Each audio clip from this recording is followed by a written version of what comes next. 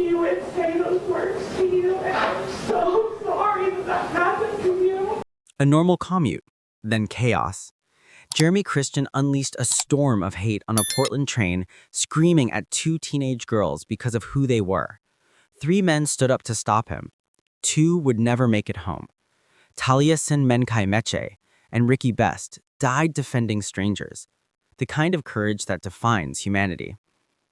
In court, Christian laughed, cursed, screamed, but in the end, justice didn't need his words. It needed his sentence. 2 life terms. No freedom for a man who tried to silence it. We don't want you here. All your race-baiting bull. You ain't gonna be mayor either. You ain't gonna be mayor either.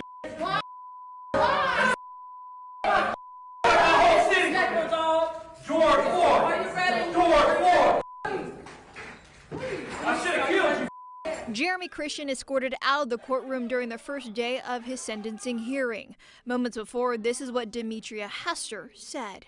You are a waste of breath, and when you die and go to hell, I hope you rot. The judge said he forfeited his right to be at the sentencing for the victims' impact statements, but some victims wanted Christian to hear what they had to say.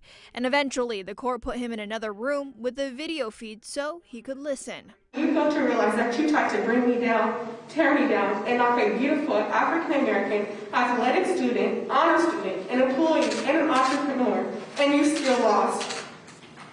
I not only survived a hate speech from a white, privileged, supremacist man, but I thrived, and I'll forever thrive. You'll remember, Christian was found guilty on murder charges earlier this year. He killed 2 men and injured Micah Fletcher on a Portland Max train back in 2017. Those killed were Ricky Best and Taliesin Nemkai Meche. You robbed me of one of my favorite people on this planet. He truly was a great father. I would describe him as a brick in the pillar of society. Christian is facing life in prison without parole. At minimum, he may be granted the possibility of parole after 30 years. Ricky Best and Taliesin are heroes. We will continue to fight until everyone, like Jeremy, is off the streets and they are not welcome here. An 8-year-old's Day 2 birthday of party. sentencing will- Balloons, cake, laughter, until the sound of trucks and hate broke the air. Confederate flags waved, slurs screamed, and a shotgun aimed at families hiding behind their children. Jose Torres and Kayla Norton came to spread terror, not pride. But in court, the hate drained away. Tears replaced anger. "That's not me," she whispered. And across the room, a mother, the very woman she threatened, answered softly, "I forgive you." Sometimes the bravest act in a courtroom is compassion. But I do accept the possibility for what I've done. I know I was in the wrong. But I want you all to know that that is not me. That is not me. That's not him.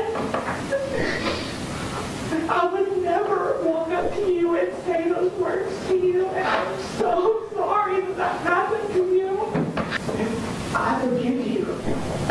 I forgive all of you. I'm not a mean spirit person. I do. I forgive you. And to your family, I'm sorry. It had to come this far. But please don't think that I have any hate or anger in my heart. I was too short of that. And I'm saying that I don't have time to have hate in my heart for anybody. 41 years of silence. Beneath the soil of Mississippi lay the secret of 3 young men, Andrew Goodman, Michael Schwerner, and James Chaney, murdered for daring to believe in equality. Edgar Ray Killen, the man who planned it all, lived freely as the world moved on. But time doesn't erase truth. It only buries it until justice digs it up. When Killen finally faced the court at 80 years old, he wasn't the powerful Klansman anymore.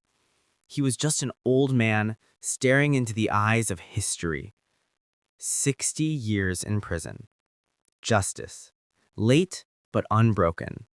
Edgar Ray Killen, the preacher and Ku Klux Klansman convicted for plotting the 1964 killing of 3 civil rights activists in Mississippi, has died in prison.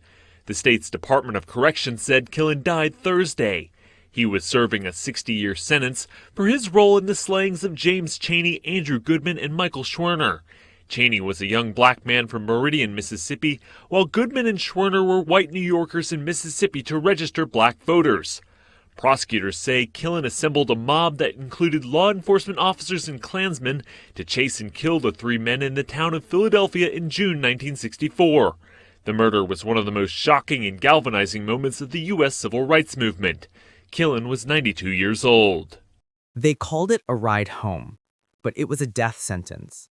James Byrd Jr. was chained to a truck and dragged for 3 miles down a Texas road until his body gave out.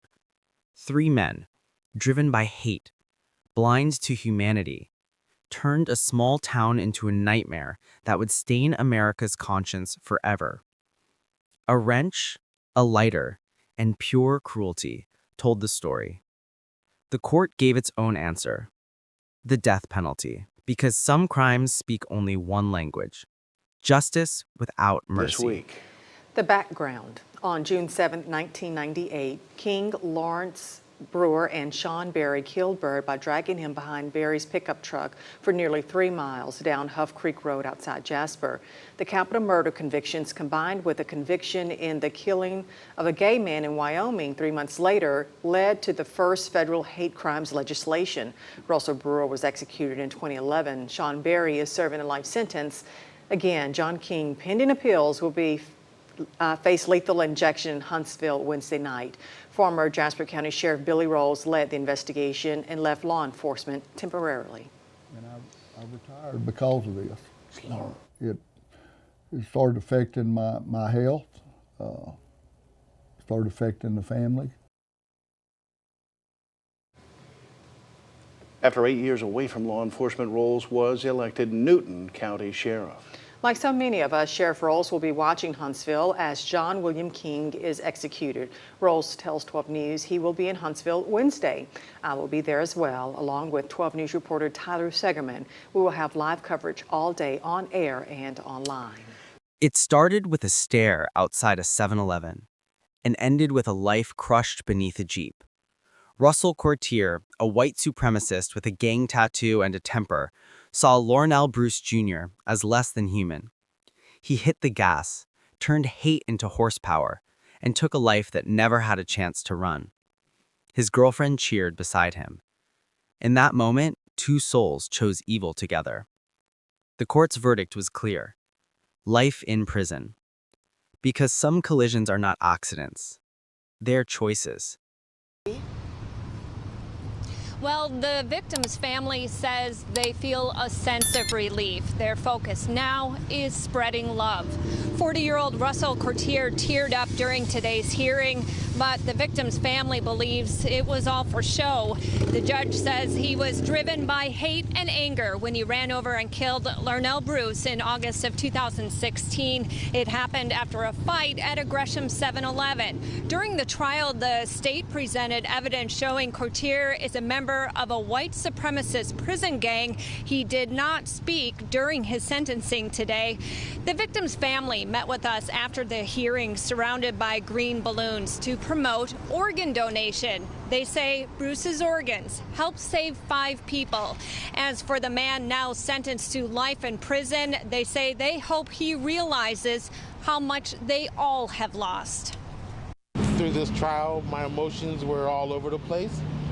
It wasn't until I took the time to realize what he lost too, that it made sense to me that it wouldn't do me no good to approach it angrily, because that's what got us here to begin with. Courtier's girlfriend, Colleen Hunt, was also in the SUV when Bruce was murdered. She pled guilty to manslaughter and was sentenced today to 10 years in prison. Bruce's family tells us they're now starting a nonprofit organization to help other victims of hate crimes. Reporting live in downtown Portland, Amy Frazier, KOIN 6 News.